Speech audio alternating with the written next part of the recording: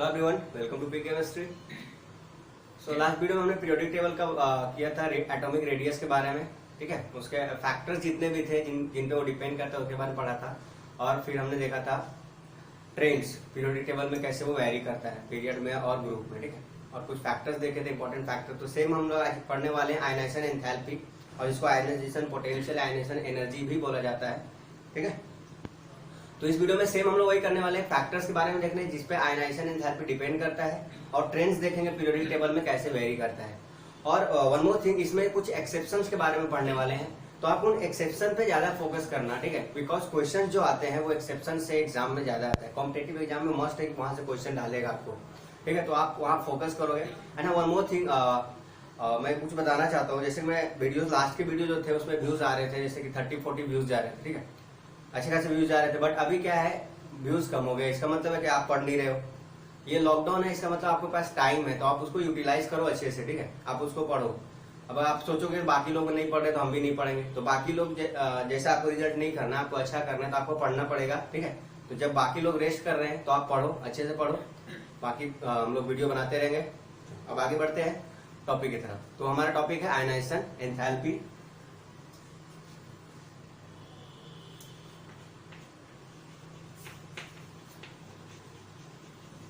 Ionization enthalpy आई से represent करते हैं। इसको आयनाइजेशन पोटेंशियल भी बोलते हैं और आयोनाइजेशन एनर्जी भी बोलते हैं। ठीक है, अब एक पहला आपका स्टार मार्क करके लिखो first point. It's value will be positive. क्यों होगा पॉजिटिव? बिकॉज इसमें हम क्या करते हैं ना, हम जिस भी एटम से इलेक्ट्रॉन को रिमूव करना है उसको एनर्जी देते हैं। तो जब हम किसी को एनर्जी देते हैं तो वी राइट पॉजिटिव साइन।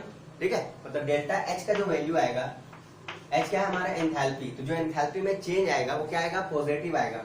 मतलब क्या हुआ कि हम जो है हम सिस्टम को एनर्जी दे रहे हैं, बट अगर कोई एटम या बॉन्ड ब्रेक होने से हमको एनर्जी मिलता है तो उसमें आ जाता है साइन आपका नेगेटिव। ठीक है, चलो ये आपका स्टार मार्क करके लिखना है। It value will be positive. क्या रहेगा, हमेशा पॉजिटिव रहेगा। आगे बढ़ते हैं इसका डेफिनेशन की तरफ। What is the definition of ionization enthalpy? आप इसको अच्छे से करोगे, गौर से देखोगे। क्या है, द अमाउंट ऑफ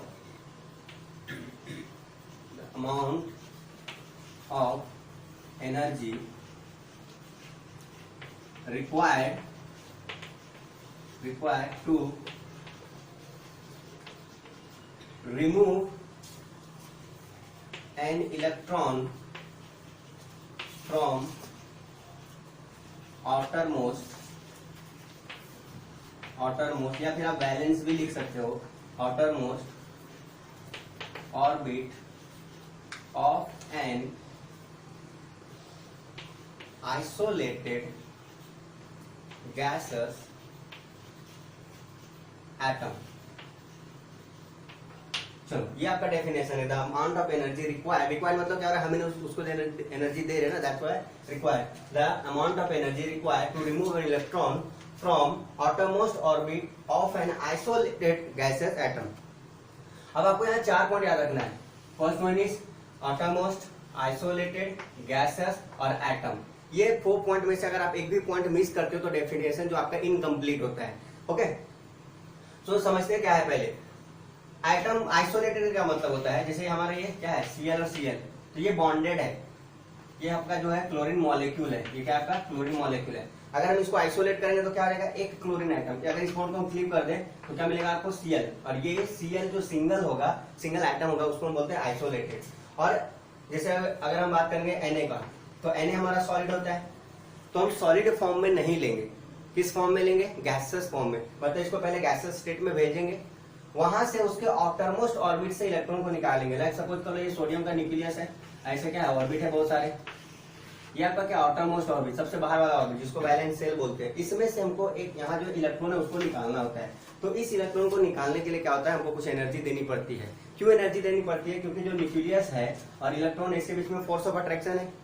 ये फोर्स ऑफ अट्रैक्शन है प्लस माइनस के बीच में, उस अट्रैक्शन को तोड़ने के लिए एनर्जी देनी पड़ती है। तो उसी एनर्जी को हम बोलते हैं आयनाइजेशन एंथैल्पी और आयनाइजेशन एनर्जी या फिर आयनाइजेशन पोटेंशियल। ठीक है। आप 4 पॉइंट याद रखोगे, हमेशा आउटर मोस्ट से निकालते हैं इलेक्ट्रॉन, बाहर वाले सेल से निकालते हैं इलेक्ट्रॉन को। आइसोलेटेड होना चाहिए एटम, बॉन्डेड नहीं होना चाहिए, गैसेस फॉर्म में होना चाहिए, सॉलिड फॉर्म में नहीं होना चाहिए, और वो एटम तो हो गई। तो ओवरऑल हमारा क्या हुआ, the amount of energy required to remove an electron from outermost orbit of an isolated gaseous atom, that is your ionization enthalpy, ionization potential। ठीक है, आप ये देख लो। चलो, तो ये तो हो गया आपका डेफिनेशन। अब है कि इसका हम देखते हैं फैक्टर्स जिस पे ये डिपेंड करता है। तो है फैक्टर्स affecting ionization enthalpy या फिर ionization potential। ओके, अच्छा इससे पहले एक और पॉइंट आपको नोट कर लो। जैसे देखो, आपने क्या करना है, ये आपका न्यूक्लियस है, ये आउटरमोस्ट ऑर्बिट है, यहाँ पे 2 इलेक्ट्रॉन है, 1 इलेक्ट्रॉन 2 इलेक्ट्रॉन। हमने क्या किया, 1 इलेक्ट्रॉन यहाँ से निकाल दिया, तो जो आयनाइजेशन एनर्जी लगा उसको हम बोलते हैं फर्स्ट आयनाइजेशन एंथैल्पी। एक फर्स्ट इलेक्ट्रॉन को निकालने में जो आयनाइजेशन एंथैल्पी लगा उसको हम बोलेंगे फर्स्ट आयनाइजेशन एंथैल्पी, जिसको IE1 से रिप्रेजेंट कर रहे हैं। तो आपका क्या है, एक एटम है, कोई भी एटम हम मान लेते हैं, जैसे सोडियम मान लेते हैं, ये सोडियम का एक एटम है, उसमें से हमने क्या किया, 1 इलेक्ट्रॉन को रिमूव किया। तो जब 1 इलेक्ट्रॉन हम निकाल देते हैं किसी भी न्यूट्रल स्पीसीज से, तो पॉजिटिवली चार्ज होता है, पॉजिटिव चार्ज आता है उसके ऊपर, तो ये बन जाता है आपका Na+। चलो, तो ये आपका हो गया IE1। अब फिर क्या करना है, 1 इलेक्ट्रॉन और निकालना है इसमें से। एक काम करो, मैग्नीशियम बना दो, क्योंकि सोडियम तो एक मिलेगा। तो आप ये मैग्नीशियम से 1 और इलेक्ट्रॉन को बाहर निकालना है। तो क्या करेंगे, फिर से इलेक्ट्रॉन माइनस करेंगे, यहाँ माइनस।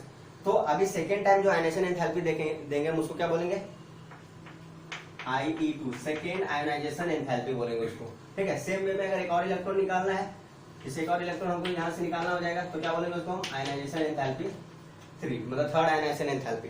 अब आपको ये बताना है कि इसका ऑर्डर क्या होगा।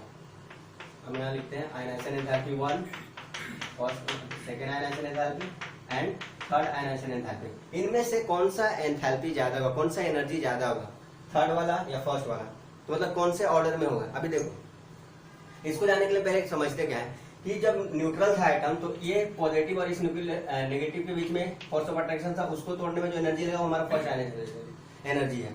अब नेक्स्ट हम क्या करें कि अब जब हमने 1 इलेक्ट्रॉन यहाँ से निकाल दिया, तो जो हमारा एटम बचा है वो आयन बन चुका है। आयन पे कौन सा चार्ज है, पॉजिटिव चार्ज। तो अगर पॉजिटिव चार्ज में से अगर इलेक्ट्रॉन को निकालना है, तो यहाँ जो था पहले से सपोज करो 1 पॉजिटिव था, अब इलेक्ट्रॉन हमने 1 निकाल दिया तो पॉजिटिव चार्ज बढ़ गया, पॉजिटिव चार्ज बढ़ जाएगा। तो जो सेकंड इलेक्ट्रॉन है जिसको हमको निकालना है, उसमें क्या होगा, फोर्स ऑफ अट्रैक्शन ज्यादा हो जाएगा। तो ये फोर्स ऑफ अट्रैक्शन ज्यादा हो जाएगा, तो सेकंड टाइम में जो एनर्जी होगा वो ज्यादा एनर्जी देना पड़ेगा। फोर्स ऑफ अट्रैक्शन ज्यादा होने का मतलब बॉन्ड स्ट्रॉन्ग हो गया है, तो ज्यादा स्ट्रॉन्ग बॉन्ड को तोड़ने के लिए we have to give more energy, ज्यादा एनर्जी देना पड़ेगा। तो आयनाइजेशन एनर्जी 2 ज्यादा हो जाएगा।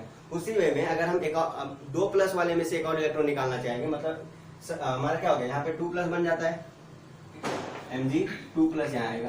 तो Mg2+ में अभी देखो पॉजिटिव चार्ज R बढ़ गया, तो इलेक्ट्रॉन क्या हुआ, इलेक्ट्रॉन तो अभी 1 और इलेक्ट्रॉन यहाँ से निकालना है, तो ये फोर्स ऑफ अट्रैक्शन और बढ़ जाएगा, तो और ज्यादा एनर्जी लगाएगा। तो इसीलिए ऑर्डर क्या हो जाएगा आपका, थर्ड आयनाइजेशन एनर्जी सबसे ज्यादा हो जाएगा, फिर सेकंड आयनाइजेशन एनर्जी। मतलब जैसे जैसे हम आगे बढ़ते जाएंगे वैसे वैसे क्या होगा, हमारा आयनाइजेशन एंथैल्पी बढ़ता जाएगा। ठीक है, अगर आपको पॉजिटिवली चार्ज एटम में से निकालना है, पॉजिटिवली चार्ज आयन में से निकालना है, जितना ज्यादा पॉजिटिव चार्ज होता जाएगा उतना ज्यादा आयनाइजेशन एंथैल्पी क्या हो जाएगा, चेंज होता जाएगा। ठीक है, मतलब बढ़ता जाएगा। क्लियर है। चलो अब देखते हैं फैक्टर्स के बारे में, कौन कौन से फैक्टर है जिस पे आयनाइजेशन एंथैल्पी डिपेंड करता है। तो सबसे पहला हम देखते हैं न्यूक्लियर चार्ज। फर्स्ट फैक्टर जो हमारा वो है nuclear charge. Okay, nuclear charge. अभी देखो पहले इसको समझते हैं। अब एक मैं यहाँ लाइन लिखता हूँ, उसको स्टार मार्क कर लो। इंपॉर्टेंट पॉइंट है कि ionization energy enthalpy increases with increase in nuclear charge। जैसे जैसे न्यूक्लियर चार्ज बढ़ेगा आपका आयनाइजेशन एंथैल्पी भी क्या हो जाएगा, बढ़ जाएगा। ठीक है, क्यों बढ़ेगा अभी देखते हैं। ये हमारा एटम है, यहाँ पे प्लस है, यहाँ इलेक्ट्रॉन, यहाँ से निकालना है हमको, तो अभी कुछ ना कुछ फोर्स ऑफ अट्रैक्शन लगा रहा होगा। अभी अगर प्लस चार्ज हम बढ़ा देते हैं तो ये माइनस तो क्या है, प्लस चार्ज अगर हमने बढ़ा दिया और ये माइनस है तो उनके बीच में फोर्स ऑफ अट्रैक्शन ज्यादा हो जाएगा, क्योंकि चार्ज बढ़ चुका है तो फोर्स ऑफ अट्रैक्शन ज्यादा होगा, तो हमको क्या होगा, ज्यादा एनर्जी देना पड़ेगा तोड़ने के लिए। इसीलिए बोला है कि ionization enthalpy increases with increase in nuclear charge. जैसे जैसे न्यूक्लियर चार्ज बढ़ेगा आपका वैसे वैसे क्या होगा, आयनाइजेशन एंथैल्पी बढ़ जाएगा। तो आप इसको क्या लिख सकते हो, अगर मैं इसको इक्वेशन के फॉर्म में लिखूं तो आयनाइजेशन एंथैल्पी या ionization energy is directly proportional to nuclear charge, nuclear charge. ये हो गया। चलो सेकेंड जो फैक्टर है वो है हमारा साइज, एटॉमिक साइज या size of atom, atomic size, और इसको एटॉमिक रेडियस भी बोल सकते हो, एटॉमिक रेडियस। अब इस पे कैसे डिपेंड करेगा वो देखते हैं। देखो अभी हमारा सपोज करो ये हमारा एटम है, इलेक्ट्रॉन यहां से निकालना है, तो ये डिस्टेंस को मान लेते हैं कुछ है x या कुछ भी x r कुछ भी मान लो। अभी हमने क्या किया, ये जो दूसरा जो हमने एटम लिया सेकेंड एटम, उसमें साइज हमने बड़ा कर दिया, ये साइज इंक्रीज हो गया। अभी जो इलेक्ट्रॉन यहाँ है और ये जो डिस्टेंस है ये है y, तो आप बताओ कौन सा डिस्टेंस ज्यादा हो जाएगा, ये दूरी ज्यादा है ना, तो y is greater then x, मतलब x का जो डिस्टेंस y का डिस्टेंस होगा वो x से ज्यादा होगा। अब बताओ ये जैसे जैसे डिस्टेंस बढ़ता है, जैसे जैसे डिस्टेंस बढ़ेगा फोर्स ऑफ अट्रैक्शन कम होता जाता है, क्योंकि हमने फिजिक्स में पढ़ा है कि force is inversely proportional to R square, distance का इनवर्सली प्रोपोर्शनल है वो। जैसे जैसे आपका डिस्टेंस बढ़ेगा फोर्स कम हो जाएगा, तो डिस्टेंस बढ़ गया तो फोर्स कम हो गया, जब फोर्स कम हो जाएगा तो उसको क्लीव करने में, तोड़ने में एनर्जी भी कम देना पड़ेगा, इसका मतलब आयनाइजेशन एंथैल्पी हमारा कम हो जाएगा। ठीक है, तो यहाँ क्या लिख सकते हैं, यहाँ ये लिख सकते हैं कि with increase in atomic size, with increase in atomic size,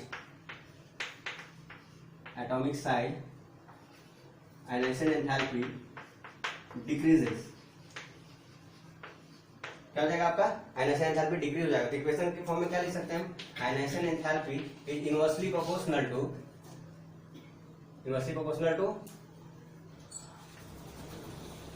atomic size. Atomic size या डायरेक्ट आप साइज लिख सकते हो या एटॉमिक रेडियस, कुछ भी लिखा रह सकता है, अलग अलग बुक में अलग अलग लिखा रहता है, कंफ्यूज नहीं होना है, मतलब सिर्फ सेम है सबका कि साइज जैसे जैसे बढ़ेगा आयनाइजेशन एंथैल्पी डिक्रीज हो जाएगा। ओके चलो, तो ये था हमारा सेकंड फैक्टर, नोट कर लो आप। अब हम चलते हैं थर्ड फैक्टर की तरफ, और थर्ड फैक्टर जो है आपने पहले भी पढ़ा है एटॉमिक रेडियस वाले में, शील्डिंग इफेक्ट। ठीक है, तो शील्डिंग इफेक्ट का क्या असर आएगा इसके ऊपर वो देखते हैं। शील्डिंग इफेक्ट मैंने एक्सप्लेन कर दिया है, अगर आपको नहीं समझ आ रहा व्हाट इज शील्डिंग इफेक्ट तो इसके पीछे जो वीडियो है, मतलब वीडियो नंबर 5 प्लेलिस्ट में जाओगे पीरियोडिक टेबल, तो वीडियो 5 जो है उसमें हमने शील्डिंग इफेक्ट को एक्सप्लेन किया है, तो आप पहले उसको देखो, उसके बाद ये देखना तो अच्छे समझ में आएगा, और आपको जो है उसका लिंक डिस्क्रिप्शन में मिल जाएगा। ओके, अब देख लो आप। चलो अब आगे बढ़ते हैं। हमारा जो थर्ड फैक्टर है वो है हमारा शील्डिंग इफेक्ट, शील्डिंग, और उसको स्क्रीनिंग इफेक्ट भी बोलते हैं, दोनों का मतलब सेम होता है, स्क्रीनिंग इफेक्ट। चलो अब देखो स्क्रीनिंग इफेक्ट क्या था, ये था हमारा एक एटम है, ये उसका न्यूक्लियस है, इसमें इलेक्ट्रॉन्स हैं, ऐसे इलेक्ट्रॉन्स, मतलब सेल है, सेल में क्या होगा, यहाँ इस सेल में भी कुछ इलेक्ट्रॉन होगा, इसमें भी कुछ इलेक्ट्रॉन होंगे, इलेक्ट्रॉन को हमेशा दिखा देते हैं, और हमको इलेक्ट्रॉन जो निकालना है वो ये है, आउटरमोस्ट सेल, यहाँ से इलेक्ट्रॉन निकालना है। तो ये प्लस क्या करता है, इस माइनस को के ऊपर अट्रैक्शन फोर्स लगाता है, मतलब दोनों के बीच में फोर्स ऑफ अट्रैक्शन है, तो ये फोर्स ऑफ अट्रैक्शन अभी स्ट्रॉन्ग है। हम कोई किसी भी इलेक्ट्रॉन को सपोज करो बीच में कुछ नहीं है, अब क्या क्या हमने बीच में कुछ इलेक्ट्रॉन्स को डाल दिया, तो वो क्या करेगा, स्क्रीन, एक स्क्रीन का काम करेगा, जितना प्लस चार्ज, जितना फोर्स ऑफ अट्रैक्शन इस पे लगा रहा था, अभी उतना फोर्स ऑफ अट्रैक्शन उस पर नहीं लग पाएगा, क्या हो जाएगा, डिक्रीज हो जाएगा। तो जब फोर्स ऑफ अट्रैक्शन डिक्रीज हो गया तो क्या हो जाएगा, आयनाइजेशन एंथैल्पी आपका डिक्रीज हो जाएगा। तो हम बोल सकते हैं कि जैसे जैसे स्क्रीनिंग इफेक्ट बढ़ेगा, जैसे जैसे स्क्रीनिंग बढ़ेगा ये फोर्स कम कर देगा और आयनाइजेशन एंथैल्पी डिक्रीज हो जाएगा। ओके, सो चलते हैं यहाँ पे, with increase in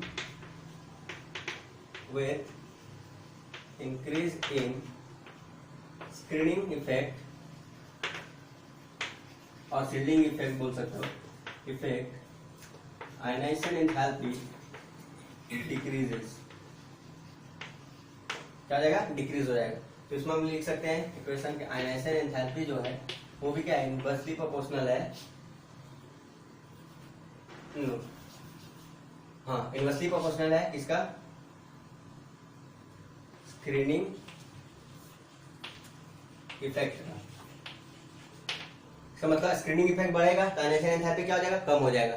screening effect मतलब बीच में इलेक्ट्रॉन का नंबर अगर बढ़ जाएगा, बीच में अगर इलेक्ट्रॉन का नंबर बढ़ जाएंगे तो प्लस और माइनस के बीच में जो अट्रैक्शन फोर्स था वो कम हो जाएगा, और जब फोर्स कम हो जाएगा तो हमारा आयनाइजेशन एंथैल्पी कम हो जाएगा। ठीक है, तो इसको भी आप लिख लो, ये आपका थर्ड फैक्टर है जिस पे आयनाइजेशन एंथैल्पी डिपेंड करता है।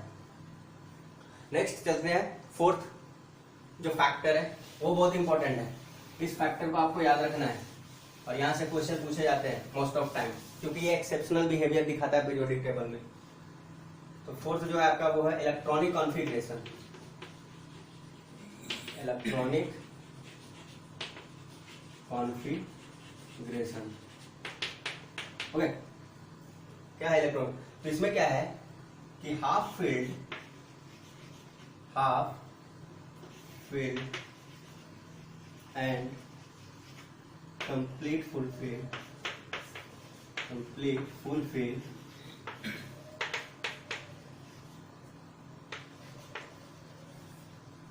elements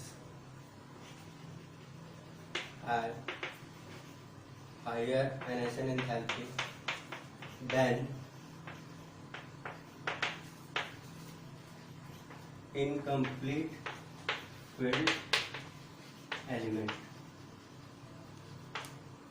नहीं ऑर्बिटल कर दो, इनकम्प्लीट फील्ड ऑर्बिटल लिखा जाएगा ऑर्बिटल। देखो अब पहले समझते हैं क्या है ये। बोल रहा है कि अगर आप इलेक्ट्रॉनिक कॉन्फ़िगरेशन लिखते हो, ओके, और जिस भी इलेक्ट्रॉनिक कॉन्फ़िगरेशन, जिस भी ऑर्बिटल से आपको निकालना है इलेक्ट्रॉन, कौन कौन से ऑर्बिटल में, S P D F, 4 orbital, S orbital, P orbital, D orbital and F orbital है। तो आपको क्या होता है, इलेक्ट्रॉन कहाँ रहता है, इलेक्ट्रॉन ऑर्बिटल में रहता है। तो ऑर्बिटल से आपको क्या करना है, इलेक्ट्रॉन को रिमूव करना है। तो जब इलेक्ट्रॉन रिमूव करना है तो आप क्या करोगे, कॉन्फ़िगरेशन देखोगे। तो सपोज करो अगर एस है, पी है, डी है और एफ है। अगर एस में इलेक्ट्रॉन है और ये कंप्लीटली फील्ड है, ओके, और पी में इलेक्ट्रॉन हाफ फील्ड कितना हो जाएगा, 3 और फुल फील्ड 6। डी में कितना हो जाएगा, इसका हाफ फील्ड हो जाएगा 1, फुल फील्ड हो जाएगा 2, इसका हाफ फील्ड हो जाएगा 5, फुल फील्ड हो जाएगा 10, इसका हाफ फील्ड हो जाएगा 7, इसका फुल फील्ड हो जाएगा 14। ये हमने कैसे निकाला, हमको पता है कि एस में कितने जाते हैं टोटल इलेक्ट्रॉन 2, तो उसका हाफ कितना हो 1। पी में कितने जाते हैं टोटल इलेक्ट्रॉन 6, तो 6 का हाफ कितना हो गया 3। डी में कितने जाते हैं टोटल इलेक्ट्रॉन 10, उसका हाफ कितना हो गया 5। एफ में कितने जाते हैं 14, और ये एफ में कितने जाते हैं 14, तो उसका हाफ कितना हो गया 7। तो अगर इलेक्ट्रॉनिक कॉन्फ़िगरेशन, जैसे अगर इसमें से इलेक्ट्रॉन निकालना है, इनमें से किसी में से इलेक्ट्रॉन निकालना है, तो एनर्जी हाई लगेगी, ज्यादा एनर्जी लगेगी इन कंपैरिजन टू, जैसे यहाँ F6 है या F8 ले लो, तो ये ना तो हाफ फील्ड है ना तो फुल फील्ड है, इसको बोलते हैं इनकम्प्लीटली फील्ड। तो इनकम्प्लीटली फील्ड से अगर आपको इलेक्ट्रॉन रिमूव करना है तो एनर्जी कम लगता है, और उसके करस्पॉन्डिंग अगर आपको हाफ फील्ड और फुल फील्ड से अगर इलेक्ट्रॉन रिमूव करना है तो एनर्जी ज्यादा लगता है, ओके। और क्यों लगता है, तो रीजन क्या है, ड्यू टू स्टेबिलिटी। तो जो हाफ फील्ड और फुल फील्ड ऑर्बिटल होते हैं वो ज्यादा स्टेबल होते हैं, मोर स्टेबल होते हैं in comparison to those orbital which have uncompletely filled orbital. जिनके पास अनकंप्लीट फील्ड ऑर्बिटल्स होते हैं उनके कंपैरिजन में फुल फील्ड और हाफ फील्ड वाले ज्यादा स्टेबल होते हैं, इसीलिए जब ज्यादा स्टेबल है तो ज्यादा एनर्जी लगेगा उसको वहां से निकालने में, ठीक है। चलो, ये तो था हमारा फोर्थ फैक्टर। अब फोर्थ फैक्टर जो हमने देखा, इसके बेसिस पे हम कुछ एक्सेप्शंस देखते हैं।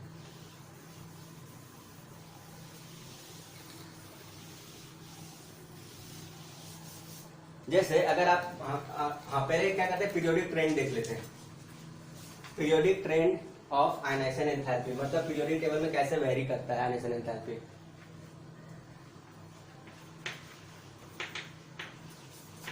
Periodic trend of ionization enthalpy.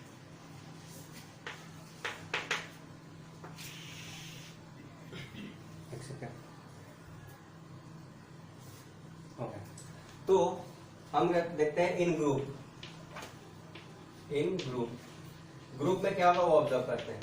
सब देखो, ग्रुप में जब जाते हैं तो हमारा क्या होता है, नंबर ऑफ सेल इंक्रीज कर जाता है। नंबर ऑफ सेल मतलब ऑटोमोस्ट ऑर्बिट का साइज इंक्रीज कर जाएगा। जब साइज इंक्रीज करेगा, तो अभी बताया था जैसे जैसे साइज इंक्रीज करेगा आयनाइजेशन एंथैल्पी डिक्रीज हो जाएगा, ओके। तो हम क्या लिख सकते हैं, on moving from top to bottom in a group in a group, ionization enthalpy decreases due to increase in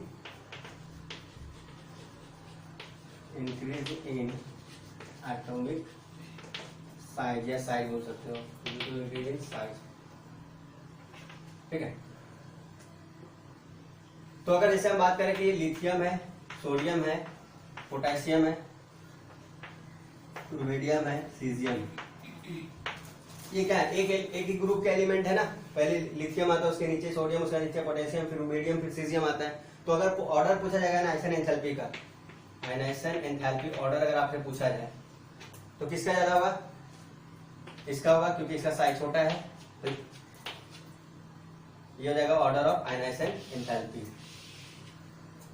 ठीक है, चलो हाँ, एक और बात समझ लेते हैं। अगर आपके मन में डाउट आता है कि सर आपने बोला कि जैसे न्यूक्लियर चार्ज इंक्रीज करेगा या number of atomic number increase करेगा तो हमारा क्या होता है कि आयनाइजेशन एंथैल्पी इंक्रीज होता है। तो जब हम टॉप टू बॉटम जाते हैं तो हमारा एटॉमिक नंबर भी तो इंक्रीज करता है। इधर क्या होता है, एटॉमिक नंबर भी इंक्रीज करता है और हमारा एटॉमिक साइज भी इंक्रीज करता है, दोनों इंक्रीज करते हैं। तो अगर एटॉमिक नंबर इंक्रीज करता है तो हमारा आयनाइजेशन एंथैल्पी डिक्रीज हो जाना चाहिए, और जब एटॉमिक साइज इंक्रीज करता है तो आयनाइजेशन एंथैल्पी हमारा डिक्रीज होना चाहिए और एटॉमिक नंबर केस में इंक्रीज हो जाना चाहिए। बट ऐसा क्या है कि इन दोनों में जब हम कंपैरिजन करते हैं तो ये मोर पावरफुल हो जाता है। एटॉमिक साइज जो होता है प्रीडोमिनेट कर जाता है। प्रीडोमिनेट का मतलब उसके वजह से जो इफेक्ट होगा वो ज्यादा होगा in comparison to atomic number. Okay, तो हम यहाँ पे दोनों देखते हैं, एटॉमिक नंबर भी एटॉमिक साइज भी, बट मोर फेवरेबल कौन सा है हमारा फैक्टर जिसपे वो डिपेंड कर रहा है, वो है एटॉमिक साइज। तो जैसे जैसे एटॉमिक साइज आपका इंक्रीज करेगा वैसे वैसे क्या हो जाएगा, आयनाइजेशन एंथैल्पी डिक्रीज कर जाएगा। इसीलिए टॉप टू बॉटम ग्रुप में क्या होता है, एटॉमिक साइज इंक्रीज करता है एज वेल एज हमारा आयनाइजेशन एंथैल्पी डिक्रीज करता है। ओके, चलो अब हम देखते हैं पीरियड में। ये देख लो आप एग्जांपल। अब बात करते हैं पीरियड्स की।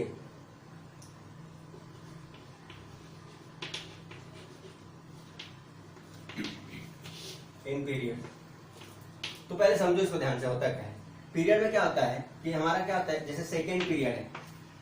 सेकेंड पीरियड कहने का मतलब हमारा जो सेल का नंबर है वो तो 2 हो गया कांस्टेंट। पीरियड का नंबर ही तो हमारा ऑटोमोस्ट सेल का नंबर होता है। तो सेकेंड सेल हो गया। सपोज कर लो ये हमारा एक न्यूक्लियस है, ये हमारा फर्स्ट सेल है, ये हमारा सेकेंड सेल है। तो ये हमारा सेकेंड सेल, मतलब ये अब मतलब साइज तो चेंज नहीं करेगा उसका।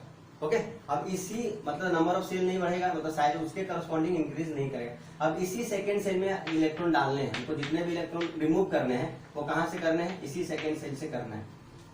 ओके, तो देखो सेकेंड सेल से अगर करना है तो एक इलेक्ट्रॉन हमने रिमूव कर दिया, तो इसमें आ गया एक प्लस। अब एक प्लस आया तो फोर्स ऑफ अट्रैक्शन ज्यादा हो गया, एक और निकालेंगे तो फोर्स ऑफ अट्रैक्शन और ज्यादा आ जाएगा। इसका मतलब क्या है कि आपको एक ही सेल से इलेक्ट्रॉन बार बार निकालना है। या फिर ऐसा बोल सकते हो, आपने ये भी पढ़ा है कि जब हम लेफ्ट टू राइट मूव करते हैं, जब लेफ्ट टू राइट हम मूव करते हैं तो एटॉमिक साइज क्या होता है, एटॉमिक साइज होता है वो डिक्रीज करता है। हमने देखा था क्यों डिक्रीज करता है, क्योंकि यहाँ जो न्यूक्लियर चार्ज इंक्रीज करता है। जब न्यूक्लियर चार्ज इंक्रीज कर जाता है तो ये साइज छोटा हो जाता है। और हमने अभी पढ़ा कि जब साइज छोटा हो जाएगा तो आयनाइजेशन एंथैल्पी बड़ा हो जाएगा, क्योंकि क्या इनवर्सली प्रोपोर्शनल है ना। ओके, सो हम बोल सकते हैं कि on moving in a group, so in a period ionization enthalpy increases। क्यों इंक्रीज होगा, due to increase in nuclear charge and decrease in size of atom। ठीक है, इसकी वजह से क्या हो जाएगा, हमारा आयनाइजेशन एंथैल्पी इंक्रीज हो जाएगा। जैसे हम बात करते हैं लिथियम है, मैग्नीशियम है, एल्यूमिनियम है, सो क्या आता है, कार्बन, नाइट्रोजन, क्या पे जाते हैं। अभी देखो, अब अगर इसको अरेंज करना है तो इधर से इधर जाते हैं क्या होता है, साइज डिक्रीज होता है। लेफ्ट टू राइट जाते हैं तो साइज डिक्रीजेज। जब साइज डिक्रीज हो गया तो आयनाइजेशन एंथैल्पी क्या हो जाएगा, इंक्रीज हो जाएगा। तो इधर से इधर जाएंगे तो आयनाइजेशन एंथैल्पी इंक्रीजेज। या फिर ऐसा लिख लो, lithium magnesium aluminium carbon nitrogen, ये ऑर्डर लिख दो ऐसा। ये भी लिख सकते हो, ये भी दोनों का मतलब सेम है। तो क्या हो रहा है, हम जब लेफ्ट टू राइट जा रहे हैं, लेफ्ट टू राइट जा रहे हैं तो हमारा क्या होता है, आयनाइजेशन एंथैल्पी इंक्रीज कर जाता है। क्यों इंक्रीज करता है, क्योंकि साइज डिक्रीज करता है। साइज क्यों डिक्रीज करता है, क्योंकि हमारा एटॉमिक रेडियस डिक्रीज करता है। एटॉमिक रेडियस क्यों डिक्रीज कर रहा है, क्योंकि इफेक्टिव न्यूक्लियर चार्ज बढ़ जा रहा है। ओके, तो ये आपका क्या है, सारे टर्म्स को एक साथ रिलेट करके देखा जाता है। देन आप प्रेडिक्ट करते हो कि एटॉमिक रेडियस आयनाइजेशन एंथैल्पी जो हमारा पीरियड में इंक्रीज कर रहा है। ओके, तो यहां तक क्लियर हो गया।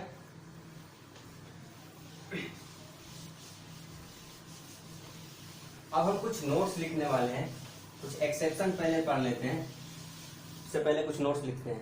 क्या लिखना है, फर्स्ट पॉइंट में आपको जो नोट्स बना के लिखना है स्टार मार्क करके, क्या लिखना है पहला पॉइंट कि noble gases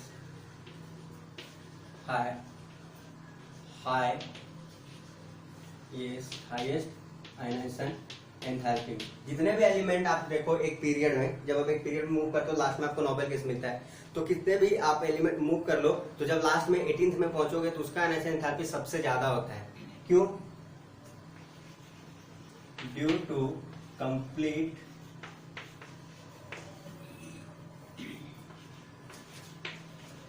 octet of outermost orbit. outermost orbit जो है उसका मतलब ये ऑक्टेट रूल को फॉलो कर रहा है। वैलेंस सेल में इसके 8 इलेक्ट्रॉन होते हैं, तो जब 8 इलेक्ट्रॉन है तो सबसे ज्यादा स्टेबल है, और जब सबसे ज्यादा स्टेबल कोई हो जाएगा तो इलेक्ट्रॉन लूज करके अनस्टेबल होना नहीं चाहेगा। इसीलिए नोबल गैसेस का आयनाइजेशन एंथैल्पी, आप बाकी सारे एलिमेंट से एक पीरियड में मूव कर रहे हो सेकंड में, तो सेकंड में आपका क्या आता है, हीलियम आता है। तो हीलियम का इन कंपेरिजन के इन सबके कंपेरिजन में सबसे ज्यादा हो जाएगा। ठीक है, तो आप जब भी देखना है ये टर्म जो हमारा एक पीरियड के लिए वैलिड है। ओके, चलो ये हो गया आपका। फिर आते हैं सेकंड पॉइंट पे। सेकंड पॉइंट में क्या है कि positive ion have higher ionization enthalpy in comparison to negative ions. ठीक है, जैसे आप सपोज कर लो कि Na प्लस है और एक हमारा Cl माइनस है। तो Na प्लस जो है, अभी हमको पता है, ये तो एक काम करते हैं, एक ही आइटम कंसीडर करते हैं। कोई भी एक एलिमेंट जो है वो x है, एक x प्लस ले लेते हैं और एक x माइनस ले लेते हैं। तो जब x है तो उसका साइज कुछ इतना रहता है, ये हमारे यहाँ न्यूक्लियस है। तो जब ये इलेक्ट्रॉन लूज करता है, जब प्लस बनता है, हमको पता है कि प्लस का जो होता है मतलब कैटायन का साइज जो होता है अपने न्यूट्रल एटम से छोटा होता है, तो इसका साइज छोटा हो गया, न्यूक्लियस यहाँ आ गया। और जो एनायंस बनते हैं उनके साइज बड़ा होता है, तो ये इसका साइज बड़ा हो गया और बड़ा बड़ा, इसका साइज हो गया बड़ा हो गया। तो देखो पॉजिटिव और ये हमारा है नेगेटिव। तो पॉजिटिव का साइज छोटा हो जाता है, तो जब हमारा साइज छोटा हो जाएगा तो ओवरऑल हम क्या लिखेंगे, साइज जब छोटा हो जाएगा तो आयनाइजेशन एंथैल्पी ज्यादा हो जाएगा। इसीलिए लिखा है positive ions have higher ionization enthalpy in comparison to negative ions. तो आपको कभी भी पॉजिटिव और नेगेटिव साथ दिखते हैं तो आपको ऑलवेज पॉजिटिव का आयनाइजेशन एंथैल्पी ज्यादा लिखना है, नो मैटर उसका साइज क्या है, आप पॉजिटिव को ज्यादा लिखोगे। ठीक है, फॉर एग्जाम्पल हम लोग क्वेश्चन देख लेते हैं, जैसे कि अगर बात करें Na plus O2 minus Cl minus Mg2 plus, इसको आपको अरेंज करना है आयनाइजेशन एंथैल्पी के इंक्रीजिंग ऑर्डर में या डिक्रीजिंग ऑर्डर में। तो देखो सबसे ज्यादा किसका हो जाएगा, आयनाइजेशन एंथैल्पी सबसे ज्यादा होगा इसका। फिर ये क्यों किया, क्योंकि देखो जितना ज्यादा नेगेटिव चार्ज बढ़ेगा उतना ज्यादा उसका आयनाइजेशन एंथैल्पी कम हो जाएगा, सॉरी उसका ज्यादा आयनाइजेशन एंथैल्पी उल्टा हो गया, जितना नेगेटिव चार्ज बढ़ेगा उसका आयनाइजेशन एंथैल्पी कम हो जाएगा। तो सबसे ज्यादा इसका हो जाएगा क्योंकि प्लस वाले का सबसे ज्यादा, तो जितना ज्यादा प्लस आएगा तो उसका आयनाइजेशन एंथैल्पी उतना ज्यादा और हो जाएगा। तो Mg देन Na प्लस, उसके बाद Cl minus and then O2 minus and then Cl minus. जैसे जैसे नेगेटिव चार्ज बढ़ेगा आयनाइजेशन एंथैल्पी क्या हो जाएगा, डिक्रीज हो जाएगा। एक सेकेंड, Mg प्लस माइनस हो जाएगा, हाँ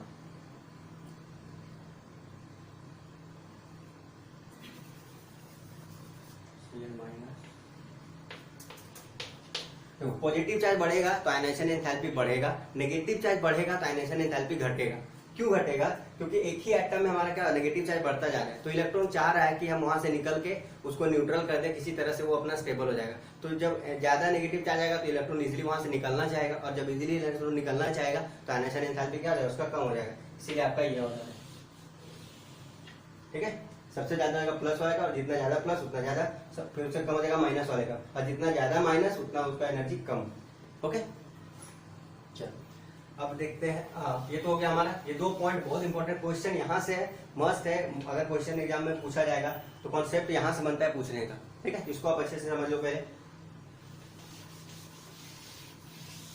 अब हम देखते हैं आगे एक्सेप्शंस। आपको 2 एक्सेप्शन पढ़ने हैं।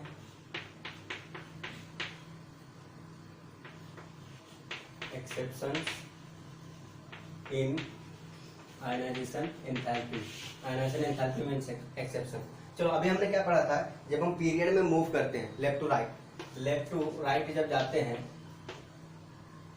जब लेफ्ट टू राइट जाते हैं तो क्या होना चाहिए कि हमारा एनर्जी आयनाइजेशन एंथैल्पी इंक्रीज करता है, ठीक है। तो हम क्या करते हैं, लिथियम, देन बेरिलियम, फिर बोरोन, फिर क्या करते हैं aluminium, carbon, nitrogen, oxygen, fluorine, and then आता है हीलियम। ऐसे करते हैं लेफ्ट राइट। तो इधर क्या होना चाहिए, साइड ऐसा एनर्जी इंक्रीज करना चाहिए। बट क्या होता है, एक्सेप्शन यहाँ पे है। एक एक्सेप्शन आपका यहाँ है और एक एक्सेप्शन आपका यहाँ है। देखो बोरोन क्या है, राइट साइड है, मतलब इधर से इधर, तो बोरोन का एनर्जी ज्यादा होना चाहिए। अकॉर्डिंग टू हमारा जो कॉन्सेप्ट है, बोरोन का एनर्जी ज्यादा होना चाहिए था बेरिलियम से। बट एक्चुअली होता क्या है कि ionization enthalpy of beryllium is greater than boron. ये आपका फर्स्ट एक्सेप्शन है।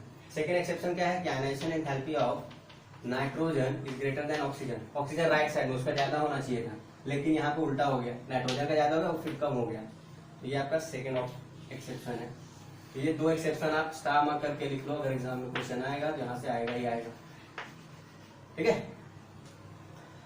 ये होगा क्लियर। आप समझते हैं कैसा है क्यों आपकी,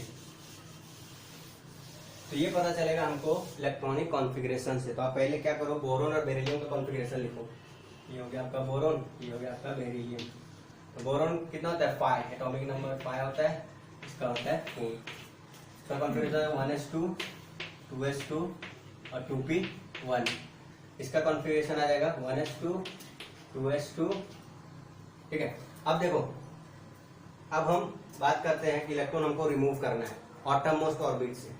तो इस केस में इसका ऑटममोस्ट ऑर्बिट तो सेम है, सेकेंड ऑर्बिट, यहाँ भी सेकेंड है, तो सेल का नंबर सेम है। अब हमको इलेक्ट्रॉन रिमूव करना है, तो ये इलेक्ट्रॉन जहां से हमको रिमूव करना है जिस ऑर्बिटल से, वो है अनकंप्लीट फील्ड। ये आपका क्या है, अनकंप्लीट फील्ड।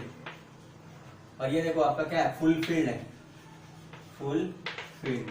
तो अभी आपको बताया था कि जब हमारा क्या होता है ऑर्बिटल फुल फील्ड या हाफ फील्ड हो जाएंगे, कंप्लीट हाफ फील्ड हो जाएंगे, तो उसकी स्टेबिलिटी ज्यादा हो जाती है। स्टेबिलिटी ज्यादा होगा तो एनर्जी भी ज्यादा होगा। तो देखो यहाँ पे 2 है, तो इसका एनर्जी मतलब यहाँ से जब हमको इलेक्ट्रॉन निकलना पड़ेगा तो ये मोर स्टेबल है, इसीलिए एनर्जी ज्यादा हो जाएगा। तो बोरोन का जो बेरिलियम का जो आयनाइजेशन एंथैल्पी होता है इन कंपैरिजन टू बोरोन, वो ज्यादा हो जाता है, ठीक है। तो सेम पैटर्न होता है नाइट्रोजन एंड ऑक्सीजन के केस में। तो पहले क्या करो आप, नाइट्रोजन का और ऑक्सीजन का इलेक्ट्रॉनिक कॉन्फ़िगरेशन लिखते हैं। नाइट्रोजन कितना होता है 7, ऑक्सीजन कितना होता है 8। चलो तो ऑक्सीजन का लिखो 1s2, 2s2, 2p4, 8 हो गया। इसके केस में क्या आ जाएगा 1s2, 2s2, 2p3। अब देखो दोनों का ऑर्बिट सेम है, पहले ऑर्बिट आप मैच करना है, एक ही ऑर्बिट में बात करना है हमको, ये एक्सेप्शन वाले टर्म। तो एक ही ऑर्बिट में आ गए दोनों, तो दोनों का सेकंड सेल है, या आउटरमोस्ट ऑर्बिट हमारा सेकंड है। अब हम बात करते हैं ऑर्बिटल के जहां से इलेक्ट्रॉन निकालना है, इसके भी पी से निकालना है, इसके भी पी से निकालना है। इसका पी जो है वो हाफ फील्ड है, हाफ फील्ड, और ये क्या है इनकम्प्लीट फील्ड, इनकम्प्लीट फील्ड। अब ये जो हाफ फील्ड होते हैं वो होते हैं मोर स्टेबल। क्या होते हैं ये, मोर स्टेबल। ये होते हैं लेस स्टेबल, ठीक है। तो यहाँ ऐसा लिख सकते हैं, ये हमारा क्या है मोर स्टेबल है ड्यू टू हाफ फील्ड। ये हमारा क्या है लेस स्टेबल है, लेस स्टेबल। तो जब लेस स्टेबल होगा तो एनर्जी कम लगेगा निकालने के लिए, तो इसीलिए हमारा ऑक्सीजन का जो होता है NSN एंथैल्पी लो होता है इन कंपैरिजन टू नाइट्रोजन। तो ये आपका बहुत इंपॉर्टेंट है, इंपॉर्टेंट बोलो VVI जो बोलना है। यहाँ क्वेश्चन एक्सेप्शनल इनऑर्गेनिक में बहुत होते हैं, तो एक्सेप्शनल आपको सारे याद रखने होते हैं, यहाँ से क्वेश्चन बनने के चांसेस हैं। ओके, सो ओवरऑल हमने क्या किया, सारी चीज देख लिए, एक्सप्लेनेशन देख लिया, फैक्टर्स देख लिए जिस पर डिपेंड कर रहा है, एंड देन एक्सेप्शंस भी देख लिए। अब आपको क्या करना है, इनके बेसिस पे आपको क्वेश्चन बनाने हैं, और क्वेश्चन बनाने के बाद जो क्वेश्चन सॉल्व नहीं होता है वो आपको फोटो क्लिक करके टेलीग्राम पे एक चैनल है पी केमिस्ट्री, आप वहां पे पोस्ट करोगे, ठीक है, मैं सॉल्यूशन आपको दे दूंगा। अगर आपको कोई कंफ्यूजन होता है, डाउट होता है, तो आप यहाँ चैनल पे क्लिक करके डाल दो। और हाँ, वो वीडियो को देखो, पूरा वीडियो देखो, ऐसा नहीं 5 मिनट 10 मिनट देख लिया, पार करके देख लिया। जब स्टार्टिंग में देखते हो, बाद में अगर आप फॉरवर्ड करके देखते हो चलेगा, पर अगर स्टार्टिंग में वीडियो देख रहे हो तो पूरे वीडियो देखो, अच्छे से देखो, क्योंकि हर एक कॉन्सेप्ट यहाँ पे इंपॉर्टेंट होता है। ओके, और ये जो बेसिकली मैं वीडियोस बनाता हूँ, आपका जो कॉम्पिटेटिव पॉइंट ऑफ व्यू है उसमें ज्यादा फोकस होता है, तो अगर आप नीट से ही करना चाहते हो इसको पहले अच्छे से देखो। Okay, and thanks for watching, मिलते हैं नेक्स्ट वीडियो में। चलो।